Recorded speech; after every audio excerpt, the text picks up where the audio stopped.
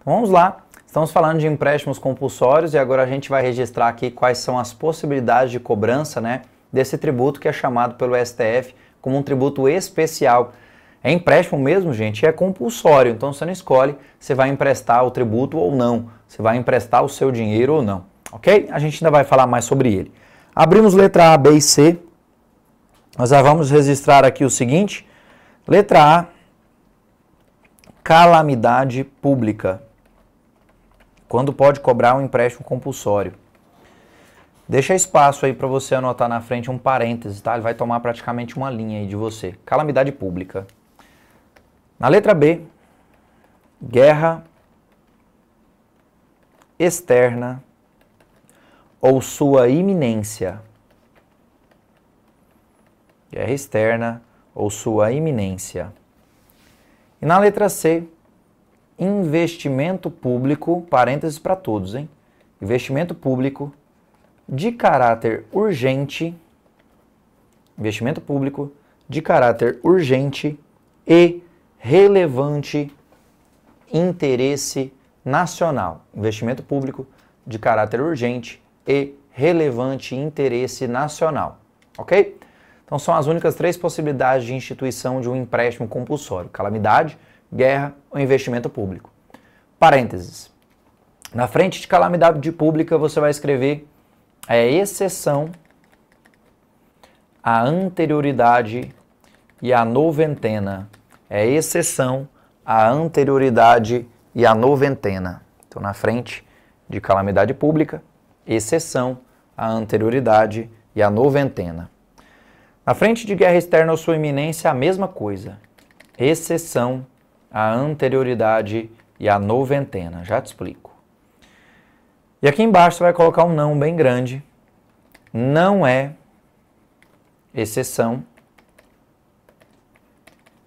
a anterioridade e a noventena. O que isso quer dizer, gente? Nós vamos partir daqui a pouco para um bloco que fala de princípios. Você vai ver que tem a regra sobre anterioridade, sobre noventena, que o tributo só pode ser cobrado no ano seguinte ou depois de 90 dias da criação dele. Então significa que a princípio criou o tributo 90 dias ou ano seguinte para poder exigir para que você se prepare para esse negócio que vai invadir seu bolso.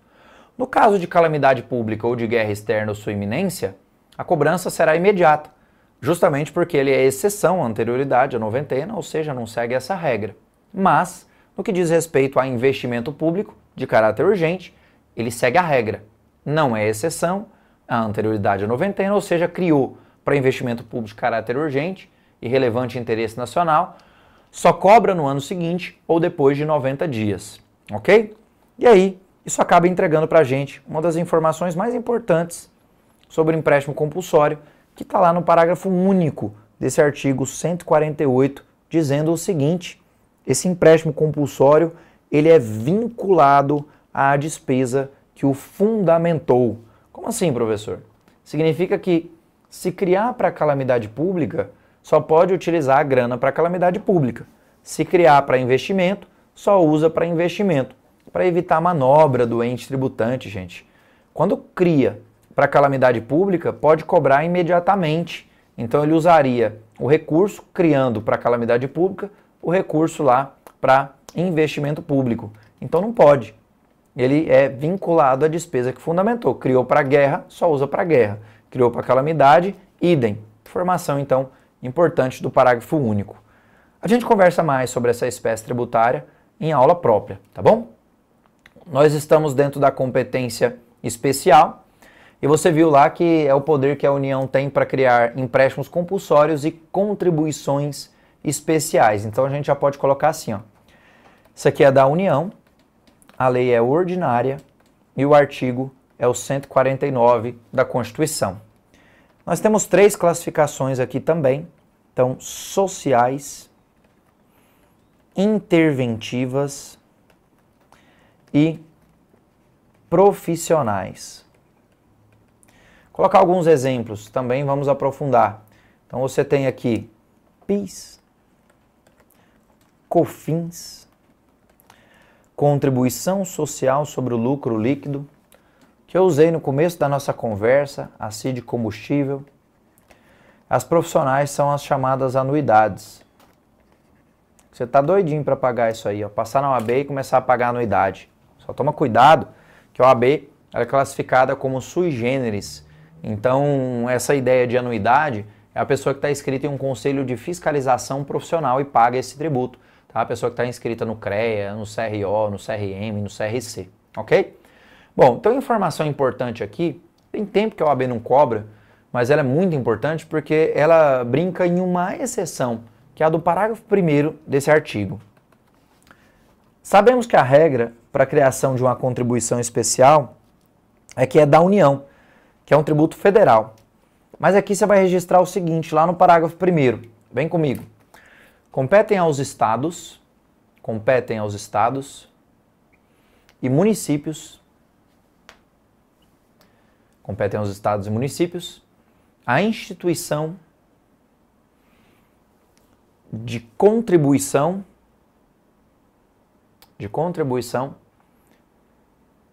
social previdenciária a ser paga pelo seu próprio servidor,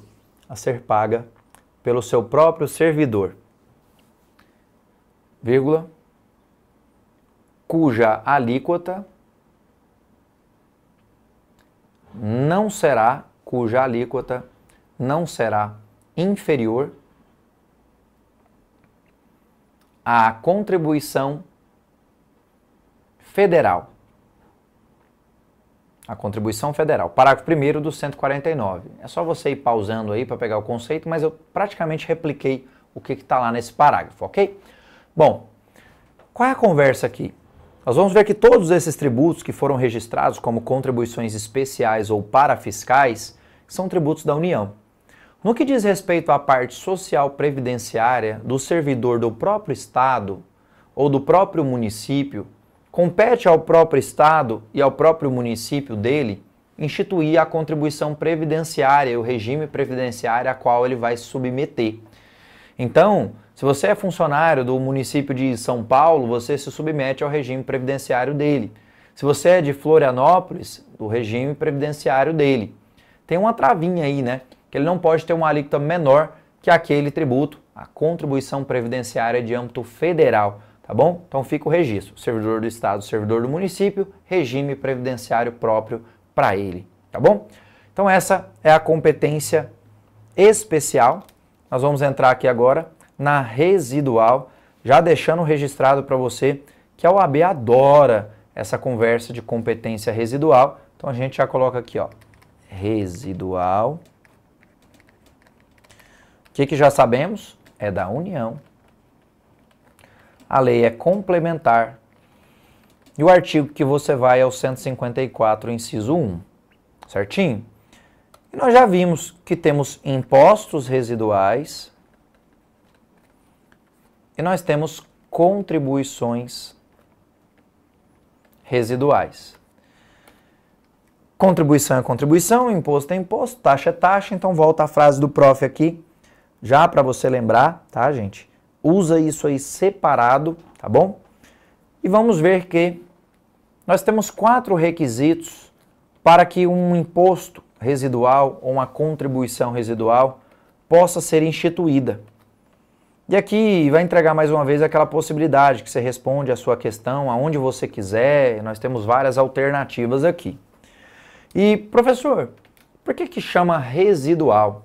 A prova, gente, ela não vai falar para você que está criando um imposto residual. Ela não vai falar para você que está criando uma contribuição residual. Ela vai te dar vários elementos, mas vários mesmo, para que você identifique que é o imposto residual, que é a contribuição residual. Lembra a questão da OAB grandona que eu falei para você, que lá na primeira linha tinha um erro, que ela criou uma contribuição diferente da que estava na Constituição? Ela não falou que era residual.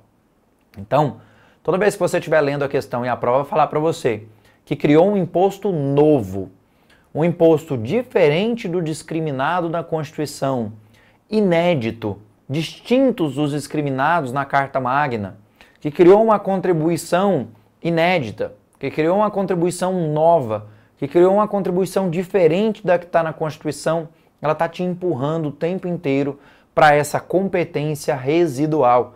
E além disso tudo, gente, nós temos esses 4 requisitos. Então é muito tranquilo de você conseguir identificar se ela está falando de um imposto residual, de uma contribuição, por exemplo, de melhoria ou de uma contribuição residual. É fácil de você identificar. Mas quem não identifica não vai conseguir achar os elementos, os 4, que devem ser seguidos e não tem como acertar a questão. Então vem comigo. Nós temos aqui como impostos residuais, primeiro, lei complementar. Você já sabia, ó. Segundo, tem que respeitar um princípio que chama não cumulatividade. A gente vai falar sobre ele lá dentro do ICMS. Eu só vou deixar aqui um artigo que o fundamenta e que traz um ótimo conceito para você sobre ele. Tá? Vale a pena você dar uma passada por lá desde já. E ele ainda tem que ter base de cálculo ou fato gerador, gente, diferente de outros impostos previstos na Constituição. Só que é aquela música idiota, cada um no seu quadrado, tá? Imposto com imposto. Por quê? Porque para criar uma contribuição residual, que tem o mesmo artigo aqui como fundamento e ainda junta o 195, parágrafo 4º da Constituição, eu também preciso de uma lei complementar, também preciso respeitar o princípio da não cumulatividade e também tenho que usar base de cálculo ou fato gerador diferentes, mas nesse caso aqui de outras contribuições. Cada um no seu quadrado, contribuição com contribuição, certo? A prova da OAB lá, eu contei a história dela para você, falou que criou o imposto, ela não chamou de contribuição residual, mas criou uma contribuição por meio de lei ordinária, que era não cumulativa e que tinha base de cálculo e fato gerador diferente daquela que estava discriminada na Constituição. Ou seja, te deu todos os elementos sobre a competência residual. E se você sabe que a competência residual, a lei tem que ser complementar. Ela começou falando de lei ordinária, a gente achou ali o nosso erro. Então rabisca lá, você achou lá que a lei ordinária não podia e encontrou necessariamente o erro da questão. Então cuidado com isso aqui. E aproveitar aqui 2 ganchinhos. Vamos criar um imposto aqui residual. Respeitei a lei complementar, respeitei a não cumulatividade. Eu vou usar como base de cálculo o valor venal do veículo e vou usar como fato gerador também a propriedade do veículo automotor. Posso criar esse imposto? Não, gente. Por quê? Porque tem que ser diferente de outro imposto.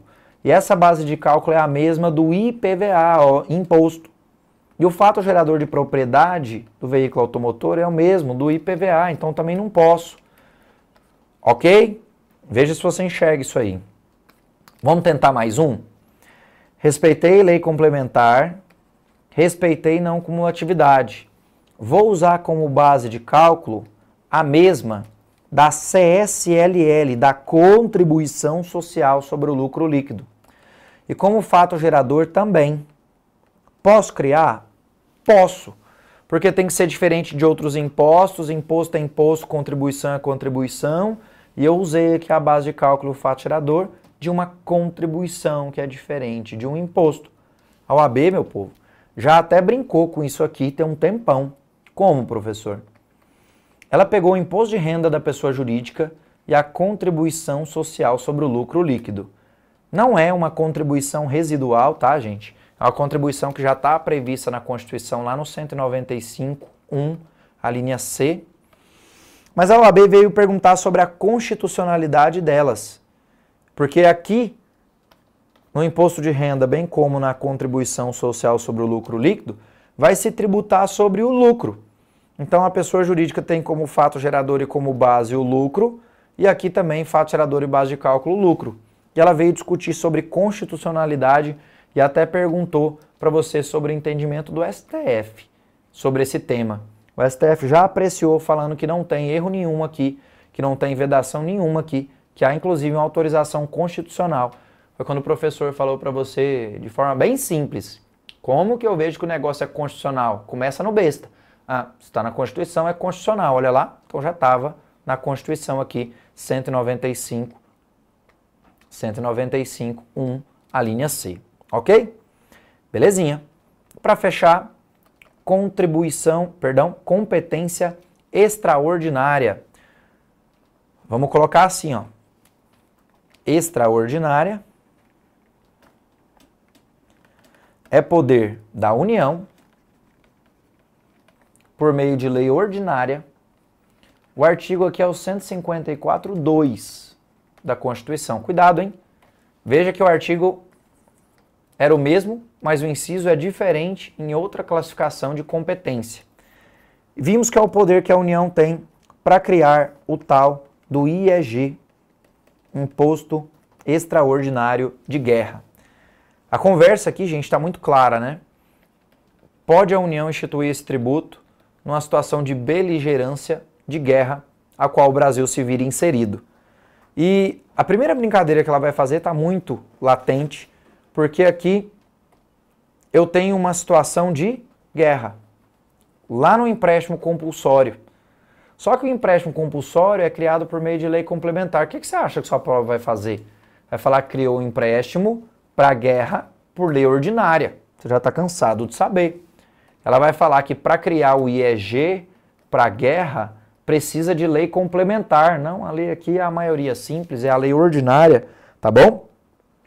Só que tem uma informação importantíssima aqui. A OAB tem um tempão que não fala de IEG, mas sai do inciso 2, que é a seguinte. Aproveitar um gancho. Nem vou colocar aqui. Temos dois conceitos dentro do direito tributário. Eu já falei que isso aqui é vedado. Bitributação e bis in idem. São vedados dentro do nosso ordenamento. Só que nós temos duas possibilidades, duas autorizações constitucionais para que a bitributação aconteça. Não é nem exceção, está escrito, é expresso lá na Constituição. Eu já quero deixar você num nível bem para cima lá nesse tipo de conversa. Vamos entender primeiro a diferença de bitributação para bis in idem, porque tem doutrinador que fala que é igual. Não é não, é próximo. Mas a maioria fala que não é e não é mesmo. A bitributação, gente, é quando eu tenho dois entes tributantes cobrando tributos sobre um mesmo fato gerador. Então, um exemplo. Você tem um imóvel aí na divisa de municípios. Então, se é imóvel urbano, eu pago IPTU. E o meu imóvel está aqui na cidade A para a cidade B. E aí, ele vem aqui, cidade A, município A, e cobra o IPTU de mim. E o B também. Está lá no limite. Tá certo isso? Não, obviamente eu não vou pagar os dois. Quando a gente tem dúvida a quem pagar, né, rola essa discussão aí, você tem inclusive uma ação à sua disposição, que é a de consignação em pagamento, lá do artigo 164 do CTN. 164 do CTN. Bom, então dois entes tributantes tributando sobre o mesmo fato, propriedade de um imóvel, isso não pode, isso é bitributação. O que é bis in idem, gente? Bis in idem é quando eu tenho um ente tributante cobrando um tributo mais de uma vez. Então, exemplo.